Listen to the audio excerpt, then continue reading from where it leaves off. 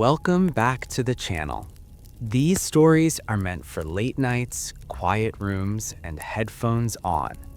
Make sure to like the video, subscribe to the channel, and leave a comment telling me where you're listening from tonight. Now, let's begin the first story. Every town has rules it never writes down. In Alder Creek, the rule was simple. Keep your voice down after midnight. No signs warned you, no pamphlets explained it. People just learned. Parents lowered the TV volume without thinking. Teenagers stopped laughing too loudly when walking home late. Dogs were trained not to bark at night, and the ones that wouldn't learn were quietly given away. I grew up thinking it was just one of those small-town quirks, the kind you don't question until you leave and realize other places don't live like that. I didn't hear the name until I was 11. We were sitting on the school bus, the kind with crocked vinyl seats and a heater that never quite worked. It was winter, dark by 4 in the afternoon. Someone at the back dared Ethan Moore to whistle. Ethan was new. His family had moved from the city that fall. He didn't know the rules yet. He puckered his lips and let out a sharp, shrill note. The bus went dead silent. Even the driver glanced in the mirror. "What?" Ethan asked, laughing. "It's just a whistle." A girl across the aisle leaned forward and whispered, pale and serious, "Don't do that." "Why not?" She hesitated, then said it anyway. "You don't want him to hear you." Ethan rolled his eyes. "Hear me from where?" No one answered. That was the first time I heard someone mutter the name, barely loud enough to exist. The Quiet Man. At home, I asked my mother about it while she chopped vegetables for dinner. She didn't look at me. Her knife slowed. "Where did you hear that?" she asked. "School." She set the knife down carefully. "People like to scare kids. But who is he?" She finally turned to face me. Her smile was tight, practiced. "Just an old story. Finish your homework." That should have been the end of it. It wasn't. The first real incident happened the following spring. Ethan Moore stopped coming to school. At first, teachers said he was sick. Then they said his family had left town. That alone wouldn't have been strange. People left Alder Creek all the time. But Ethan's house didn't empty. The lights still came on at night. The car stayed in the driveway. Packages piled up on the porch, unopened. A week later, the house went dark. By summer, kids had stopped riding their bikes past it. Someone started a rumor that Ethan had been taken by the Quiet Man. No one laughed at that rumor. No one tried to prove it wrong. I didn't believe in him, not really. Not until the voicemail. It came from an unknown number at 2:14 a.m. on a Tuesday night. I didn't hear it until morning. I'd slept through the call itself. The voicemail was short, 13 seconds. At first, all I heard was breathing, wet, shaky, like someone struggling to pull air through their nose. Then a voice, barely a whisper. "Don't talk." I recognized it instantly. Ethan. He said, "There are threads," each word dragging like it hurt to form. "They're everywhere. He doesn't like noise. He fixes it." There was a faint metallic sound, a soft topping, rhythmic. Then a sudden muffled cry cut off mid-breath. The line went dead. I showed my parents. My father frowned and said it was probably a prank. My mother asked me to delete it and not talk about it at school. Her hands were shaking when she said it. The voicemail disappeared from my phone that night without me touching it. That's when I started noticing things. Threads. At first, I thought it was my imagination. Thin black lines in places they shouldn't be, stretched between fence posts, hanging from tree branches, running along the corners of my bedroom ceiling like cobwebs that didn't collect dust. They vanished when I tried to focus on them. Sound became different too. At night, noise carried farther. A dropped fork sounded like it echoed. A door closing too hard made my stomach knot with fear I couldn't explain. And sometimes, if the house was quiet enough, I heard it. A faint scraping, like metal brushing against glass. My grandmother lived 2 streets over. I asked her about the Quiet Man the next time I visited. She didn't pretend not to know. Instead, she locked the door, drew the curtains, and sat across from me at the kitchen table. She told me they used to call him the seamster long before you were born. What does he do? She stared at the table. He listens. That's it? She shook her head. He listens for things that don't fit. Loud thoughts, loose mouths, people who don't belong. My throat felt dry. Happens when he hears them. She makes them quiet. How? She finally looked at me. Her eyes were glossy with something old and tired. He stitches. I didn't ask what he used. I already knew. That night, I dreamed of a man standing at the foot of my bed. He was tall, hunched slightly forward, wearing a long coat that looked more like an apron. His hands were wrong. His fingers were thin and silver, catching the light as they moved.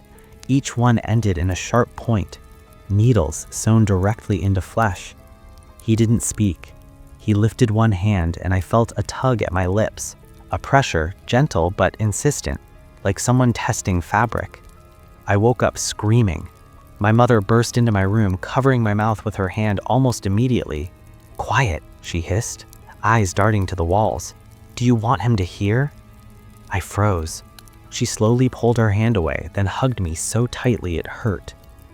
The next morning, my lips were sore. Not cut, not bleeding, just tender, like something had pressed against them for a long time. At school, Ethan's desk was gone. No one mentioned him again. Weeks passed, then months. I started speaking less. Everyone did.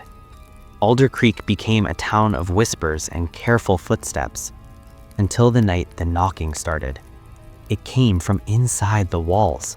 3 slow taps. Pause. 3 more. I lay in bed, heart pounding, staring at the plaster. My room was on the 2nd floor. There shouldn't have been pipes there, no reason for sound. The knocking came again, closer this time. I whispered, "Hello?" The sound stopped. Then something brushed along the inside of the wall, a dragging noise followed by the softest metallic clink. I didn't sleep that night. The next morning, I found a single black thread on my pillow. It was warm. The black thread didn't stay where I left it. I was sure of that. I dropped it into the trash can beside my bed before school, wrapped in a tissue like it was something fragile or contagious. When I came home that afternoon, the trash had been emptied. My mother said she'd taken it out that morning. But that night, when I pulled back my sheets, the thread was there again, lead straight across my pillow, perfectly centered. I didn't scream. I didn't even gasp. Something deep in my chest locked up, instinctively, like my body knew noise was dangerous now. I sat on the edge of the bed and stared at it for a long time. It was impossibly thin, darker than black, like it absorbed the light around it. When I touched it with the tip of my finger, it vibrated faintly, like a plucked string. I whispered, barely moving my lips, "What do you want?" The room stayed silent, but the walls felt closer. From that night on, I started keeping track. I wrote everything down in a notebook I hid under a loose floorboard. Times, sounds, where the threads appeared, how my body felt when I spoke too loudly or laughed too hard. Patterns emerged. He came closer when I made noise after midnight. He lingered longer when I spoke about him. And once the threads appeared, they never fully went away. They began showing up in places that scared me more than the walls or ceiling. On my clothes, wrapped loosely around my wrist when I woke up, resting against my throat like a necklace I hadn't put on. Once, horrifyingly, caught gently at the corner of my mouth. I tried to pull that one away. Pain detonated behind my eyes, a sharp, blinding pressure that dropped me to my knees. I heard the sound then, clearly for the first time. Not scraping, sewing. A soft, rhythmic pull-through like thread sliding through fabric. I didn't touch them again after that. I went to my grandmother. She was thinner than the last time I'd seen her, her voice weaker. But when I told her about the threads, her expression hardened into something grim and familiar. "He's marked you," she said. Why me? She hesitated, then sighed. Because you noticed him. That's it. Most people don't, or they notice and force themselves to forget. You didn't. She reached up and pulled down the collar of her sweater. There were scars there, fine, pale lines curving across her throat, disappearing beneath the fabric. Old stitches, healed badly. He took my sister, your great-aunt Leela. She talked too much, asked too many questions, laughed too loud when she got scared. My stomach twisted. What happened to her? My grandmother's voice dropped to a whisper. He fixed her. She leaned closer. Listen to me carefully. He isn't everywhere. He moves through quiet places, walls, crawl spaces, between rooms where sound dies. Can he be stopped? No, she said, but he can be finished. That night, I broke the biggest rule in Alder Creek. I talked. Not loudly, not shouting, but I spoke his name clearly, deliberately in my bedroom at exactly 2 a.m. The quiet man, I said. The air changed instantly. The walls creaked, not like settling wood, but like something shifting inside them. Threads slid out of the corners of the room, slow and deliberate, stretching towards me. I forced myself to keep going. You don't belong here. The temperature dropped. My breath fogged. A shape formed near the closet, tall, bent, the suggestion of shoulders beneath a stained apron. His face was still wrong, like it couldn't decide how to exist, but his hands were clear. Needles, dozens of them, twitching slightly as if eager. He stepped forward. Every instinct in my body screamed at me to shut up, to be quiet, to survive. I didn't. I said, voice shaking. You were a man once, a doctor. You hated noise. You hated mouths. The threads around my throat tightened, just a little. I know what you did, I whispered. You didn't make people quiet. You erased them. He raised one hand. The needles gleamed, and then my bedroom door flew open. My mother stood there wild-eyed, clutching something heavy in her hands. Salt. She hurled it across the room, screaming my name. The threads were coiled instantly, snapping back like burned spider silk. The figure staggered, letting out a sound that wasn't a scream, but wasn't silence either. My grandmother appeared behind her, holding an old leather medical bag. Now, she said, before he mends the gap. They dragged me from the room as the walls convulsed behind us. The quiet man's form blurred, stretched, pulled back towards the corners he'd crawled from. We ran, out of the house, down the street, towards the old clinic at the edge of town. I'd forgotten it existed. No one used it anymore. Alder Creek had a newer hospital now. The clinic had been left to rot, boarded up, avoided. That's where he'd started.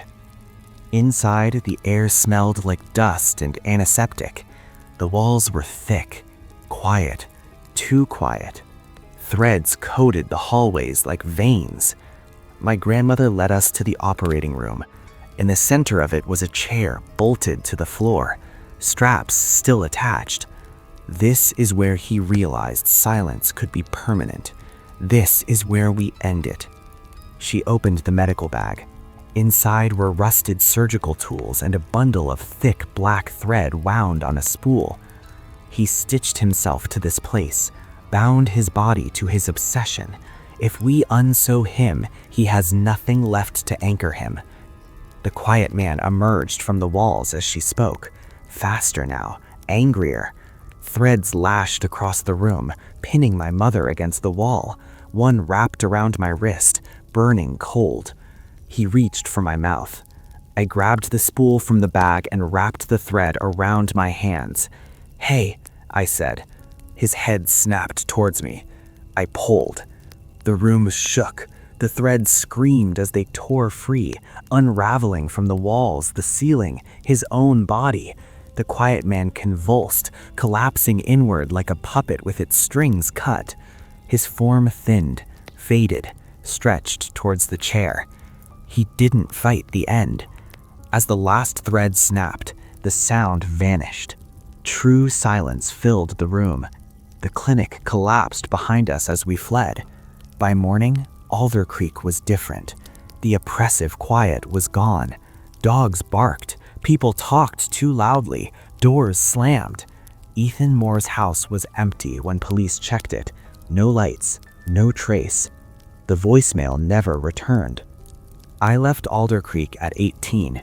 I don't whisper anymore. But sometimes, late at night, when everything is quiet and I talk just a little too much, my lips ache and I stop, just in case.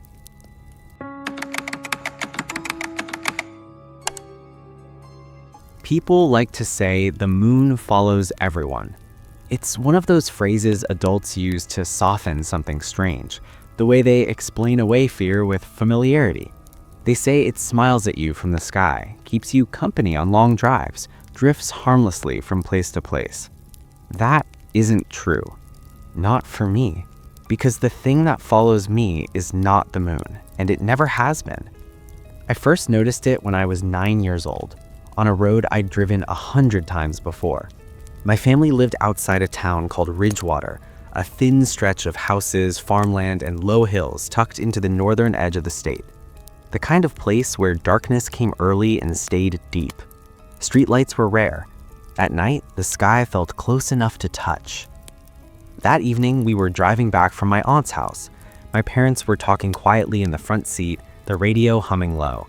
I was half asleep in the back, my forehead pressed against the cold glass, watching trees smear into black streaks. That was when I saw it. The moon hung low over the hills, too large, too bright. It wasn't just full, it looked swollen, like it had been pulled closer by something unseen. Its light didn't scatter the way moonlight should. It pressed down heavy and focused. I remember smiling at first. "The moon's following us," I said. My mother glanced back, amused. "It does that sometimes." But I kept watching. The car turned. The moon turned with us. We passed under a bridge. For a brief second, it vanished. My chest tightened. Then we emerged on the other side, and there it was again, exactly where it had been before. Same height, same distance, same wrongness. It didn't drift. It matched us. From that night on, I saw it everywhere. Not every night. That would have been too obvious, too easy to explain away, but often enough. Outside my bedroom window, hovering above the tree line behind our barn, over the school parking lot when I stayed late for practice, waiting at the edge of the sky when I stepped outside to take out the trash. Always full, always low, always watching. I stopped mentioning it after a while, not because it went away, but because of the looks people gave me when I talked about it. Confused, concerned, patient in that careful way adults use when they think a child's imagination is getting the better of them. I learned quickly that the thing didn't like attention. The first time I spoke about it too much, I paid for it. I was 12, walking home from a friend's house just before dusk. The shortcut cut through a patch of woods that everyone used. The trees were thin, the ground soft with pine needles. I'd walked it dozens of times. That evening, the moonlight cut through the branches like a spotlight. Too bright. The shadows stretched long and thin across the path. As I walked, I realized something was wrong with them. They weren't lined up with the trees. They bent, curved inward like fingers reaching. I broke into a run.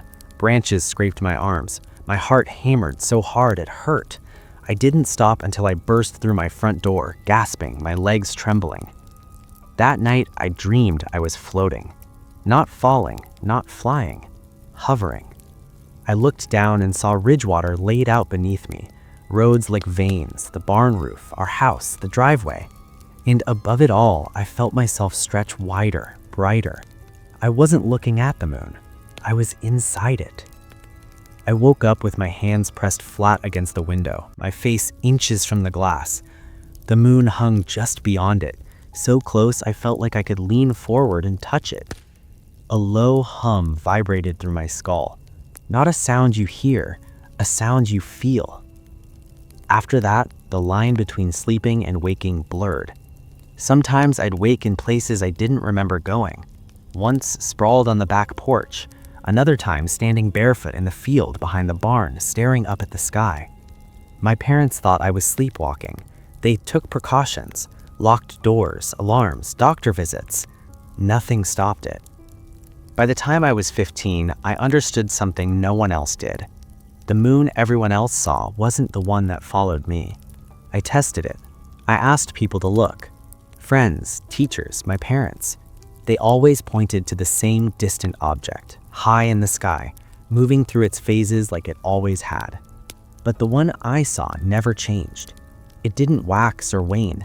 It didn't move along an arc. It waited. I tried photographing it. Video, stills, different phones, different cameras. Every image came out empty. Black sky. No matter how bright, it burned in front of my eyes. The more I tried to prove it, the closer it felt. Like it was leaning in. The night I learned it could hurt other people was the night I stopped talking entirely. I was 16, sitting in my girlfriend's car at a lookout outside town. We were parked on gravel, the engine off, the radio playing softly. The sky was clear. I pointed upward. "Do you see that?" I asked. She squinted. "The moon?" "No," I said. "The other one." She laughed. Then the radio screeched. The sound twisted, stretching into a shrill, metallic whine. The dashboard lights flickered and went out. The hum filled the car, pressing against my ears. My girlfriend screamed, clutching her head. I covered my ears, but it didn't help. The sound wasn't outside us, it was inside. Then it stopped. The car went dead. She slumped in her seat, breathing hard. The next morning, she didn't remember any of it. Not the drive, not the lookout, not me pointing at the sky. Like the memory was surgically removed. That was when I understood. It didn't just follow, it erased. I left Ridgewater at 22, moved to the city. Concrete, light, noise. For a while, it worked. The sky was drowned out by buildings. The nights were never truly dark. I slept better than I had in years. I almost believed I'd escaped. Until the night I saw it between the towers, wedged impossibly low, glowing pale and swollen between glass and steel. Waiting. And for the first time, I felt something new. Not observation, expectation. After I saw it between the buildings, I stopped pretending. Cities don't have skies, not really. They have gaps, slivers of darkness between concrete and glass. I had chosen the city because I thought it would break the line of sight, confuse whatever had been tracking me since childhood. I was wrong. The thing didn't need a horizon. It only needed me. I started noticing changes before I saw it again. Small things at first. Streetlights flickering when I passed beneath them. Reflections in windows that lagged half a second behind my movements. That low hum returning at night. Faint but persistent. Vibrating through the walls of my apartment like a distant generator. I told myself it was stress, sleep deprivation, old fear resurfacing in a new environment. Then the dreams came back. Not the floating ones, those were familiar. These were different. In them, I wasn't looking down at the world. I was looking out, through something round, curved, bright. The city stretched beneath me, but wrong, distorted. Streets bent inward like they were being pulled toward a center point. Buildings leaned, their windows reflecting my own gaze back at me thousands of times over. I could feel myself expanding, compressing, breathing. When I woke up, my apartment felt smaller. The walls seemed closer, the ceiling lower, as if the space had shrunk around me while I slept. I started losing time again. Once, I woke up standing in my kitchen, barefoot, holding a glass of water that was warm to the touch. Another time, I came to on the fire escape outside my bedroom window, my hands gripping the railing so tightly my palms were bleeding. I didn't remember climbing out there. The hum grew stronger. It followed a rhythm, slow, steady, like a pulse. I bought blackout curtains, covered every window, slept with the lights on, left the television running to drown out the silence. None of it helped. The thing didn't need to be seen anymore. It was close enough that I could feel it watching through me instead of at me. The first time it made direct contact, I wasn't alone. I was in an elevator, heading up to my floor after a late shift. The car jolted to a stop between levels, lights flickering. I sighed, already reaching for my phone. Then the hum surged. The air thickened, pressing against my ears. The fluorescent lights buzzed violently and went out. I wasn't alone anymore. A woman stood beside me. I hadn't noticed her enter. She stared upward, her face draining of color. "Do you see that?" she whispered. I followed her gaze. There was no ceiling, just light. A vast glowing curve pressing down into the space above us, too large to exist inside the elevator, yet undeniably there. The woman screamed. The sound cut off abruptly, like a wire being snapped. She flickered, not vanished, flickered, like a corrupted video frame skipping. Then she was gone. The lights snapped back on. The elevator lurched and resumed its climb. When the doors opened, the hallway was empty. No alarms, no emergency call, no record of another passenger. I ran. I didn't go back to my apartment. I didn't pack. I didn't leave a note. I walked until my legs burned, until the hum faded into the background noise of traffic and sirens. I ended up in a 24-hour diner, shaking, my hands wrapped around a mug of coffee I didn't remember ordering. I watched the windows. Nothing reflected back. For the first time in days, I could breathe. That's when I noticed something worse. The moon wasn't outside. It was waiting inside me. I felt it when I blinked. A pressure behind my eyes, a warmth that didn't belong to my body. When I closed my eyes too long, I could see its curve, glowing faintly in the darkness. I realized then what it had been doing all these years. It wasn't following me through space. It was following me through time, marking me, shaping me, waiting until I was ready. The next morning I went home and began researching in earnest. Not folklore, not mythology. Physics, astronomy, fringe papers, discredited theories, anything that mentioned non-local observation, consciousness-linked phenomena, anomalies that existed only when perceived by a specific subject. I found a term buried in an old academic archive: personal astronomical anomalies, objects that appear only to a single observer, not hallucinations, not delusions, phenomena bound to perception, anchored to identity. The theory proposed that under extremely rare conditions, the universe could produce a localized anomaly that used consciousness as a reference point, something that did not exist independently, but required a mind to define its position. A parasitic constant. Once formed, it could not be unobserved. I understood then why it erased memories, why it punished attention, why it grew closer the longer I lived. It wasn't stalking me. It was maturing, and I was the incubator. The night it fully entered my apartment, there was no warning, no hum, no flicker, just light. The television turned on by itself, the screen glowing pure white. No image, no sound.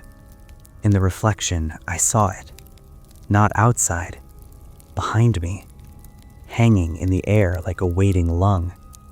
It was smaller now, no bigger than a beach ball. Its surface rippled faintly, pulsing in time with my heartbeat. The air smelled metallic, ozone and dust. I couldn't move. It drifted closer, And as it did, memories peeled away. Not violently, gently. My childhood bedroom, gone. My mother's face, blurred. The sound of my own name felt unfamiliar in my head. I understood then what it wanted. It wasn't feeding on fear. It was feeding on identity. Every memory anchored me to a singular point in time and space. Every experience defined me as separate. The thing didn't want to watch anymore. It wanted to replace. As it touched my forehead, the room folded inward. I saw myself from above, the way I'd always seen in my dreams. But this time, there was no separation. I was both observer and observed. The city bent inward, collapsing into a single point of light. And then, abruptly, it stopped. The pressure eased, the glow dimmed, the thing recoiled, because something else was watching. Me. I focused, not on it, on myself. Every memory I could grab, every sensation, pain, fear, regret, love, all of it at once. The anomaly shuddered. For the first time, it hesitated. I understood the final rule too late to matter. It could not exist without me, but I could choose how. The next morning, my apartment was empty. No television, no furniture, no evidence I ever lived there. The building manager swore the unit had been vacant for years. I don't live in cities anymore. I don't live anywhere long. I avoid mirrors, avoid screens, avoid open skies. The thing is still with me, but it is smaller now, quieter, contained. As long as I keep moving, as long as I keep remembering. Because if I ever stop defining myself, if I ever let my identity thin out enough, it will finish what it started. So if you ever feel like the moon is following you, don't test it. Don't joke. Don't look back too long. Because once it realizes you can see it clearly, it will start learning how to be you. And once it succeeds, there will be nothing left in the sky to warn anyone else.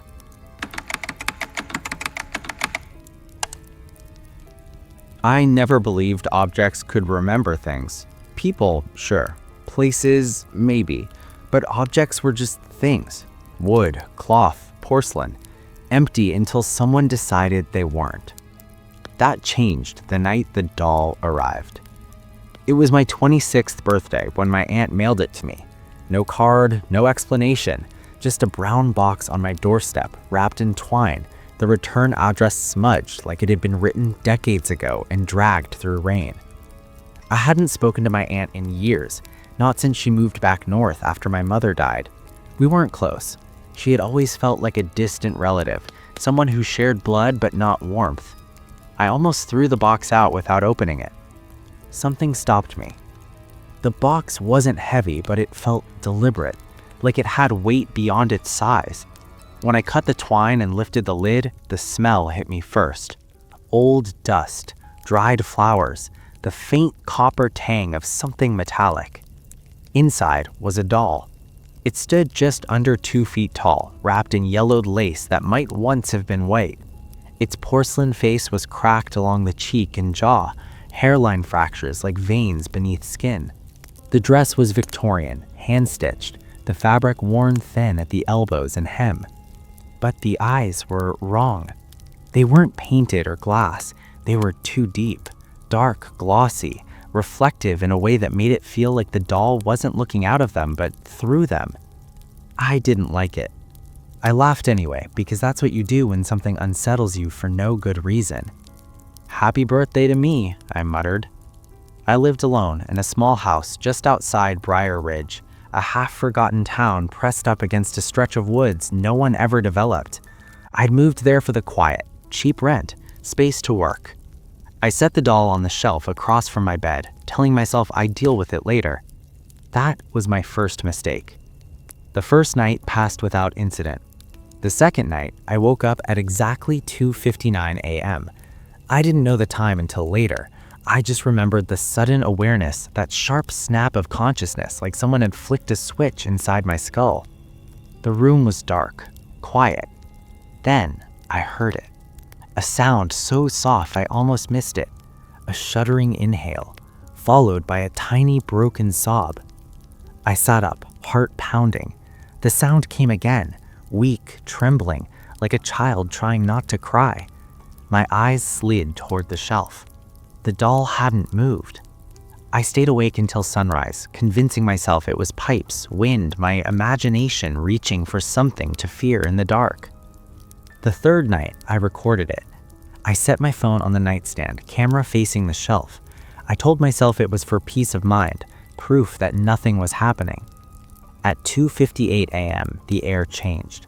It felt heavier, denser, like the room had filled with unseen fog. The silence grew thick enough to press against my ears. Then the crying started, clearer this time. My phone vibrated softly as it recorded. The sobs grew louder, wetter, the sound of breath hitching in a throat that didn't have lungs. And then, slowly, impossibly, the doll's head tilted. Not a jerk, not a snap, a deliberate, gradual turn, like someone waking up and orienting themselves in a dark room. I couldn't move. Tears pooled at the corners of the doll's eyes. Not water, something darker, thicker. The crying stopped the moment the clock in the hallway chimed 3. The doll's head returned to its original position. Silence. I didn't watch the footage until morning. I wish I hadn't. The video showed everything. The head turn, the tears, the sound.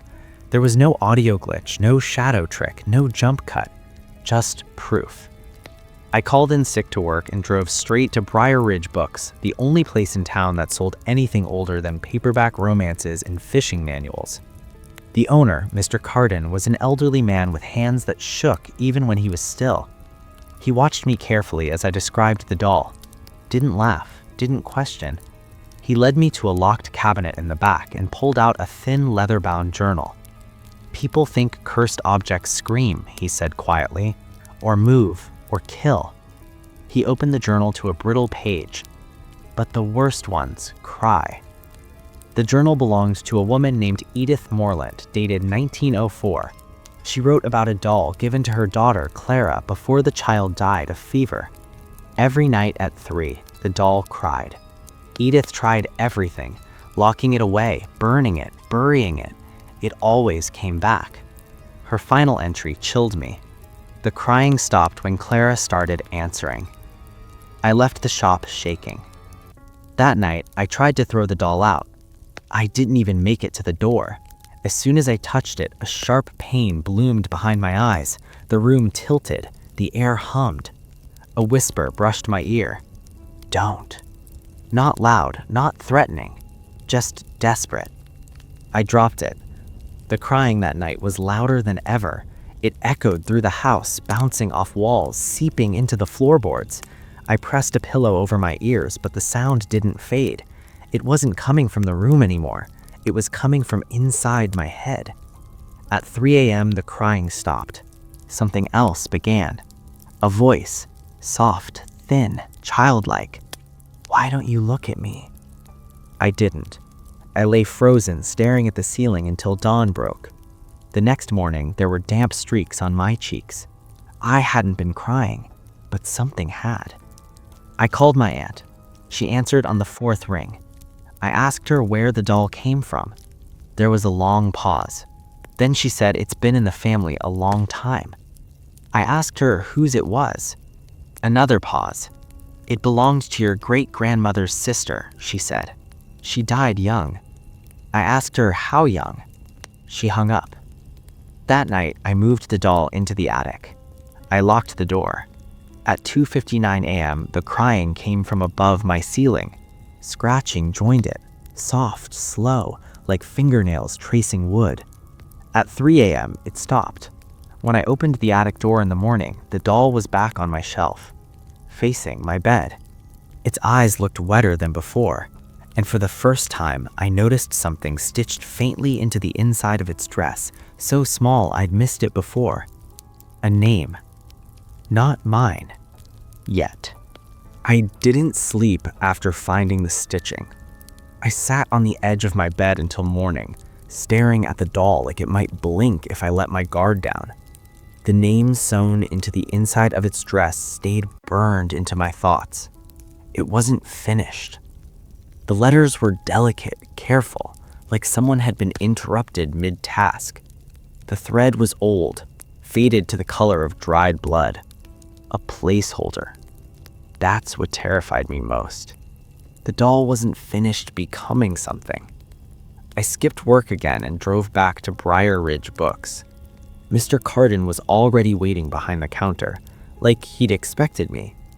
"You found the name," he said before I could speak. I asked him how he knew. He tapped the journal with one finger. They always do eventually.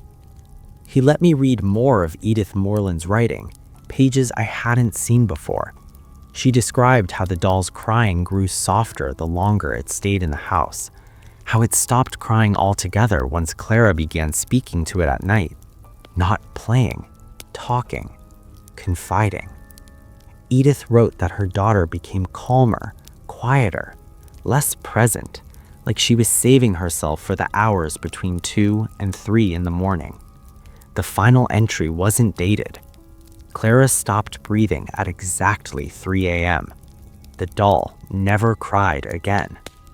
I slammed the journal shut. "You're saying it wants me?" I said. Mr. Carden shook his head slowly. "It doesn't want you. It wants time."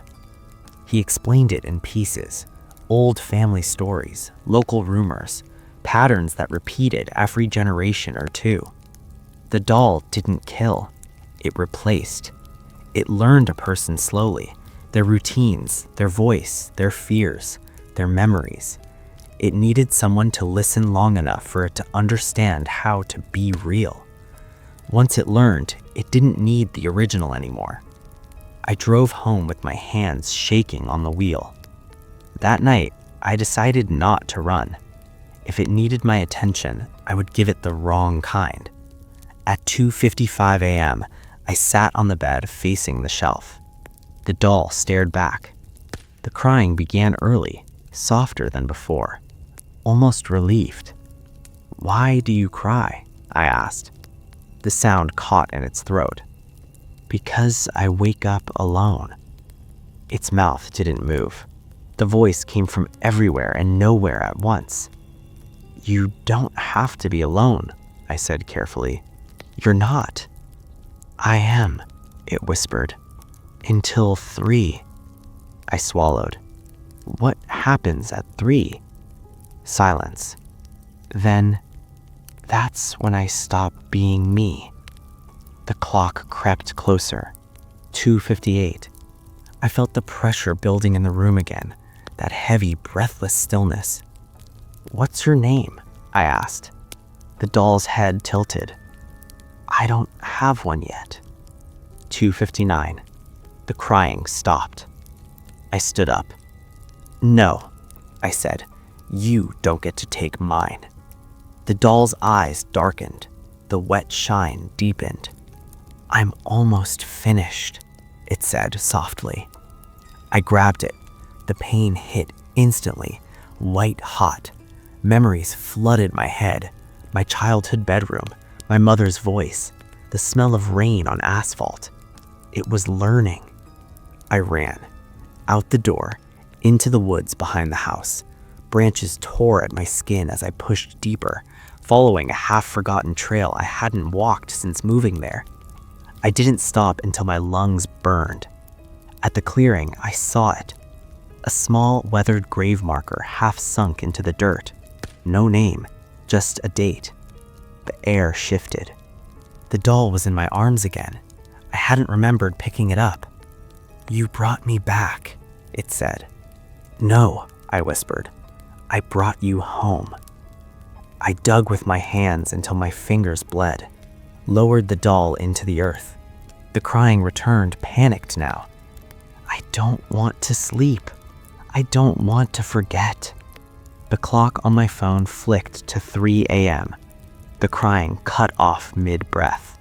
The woods exhaled. I filled the grave. When I stumbled back to the house at dawn, everything felt lighter, quieter. The shelf was empty. Days passed, then weeks. I started sleeping again. I almost convinced myself it was over, until I woke one night at 2:59 a.m. No crying, just a whisper from the corner of the room. Did I do it right? I don't own any dolls anymore, but sometimes, just before 3, I hear a child practicing my voice, and I know it's still learning.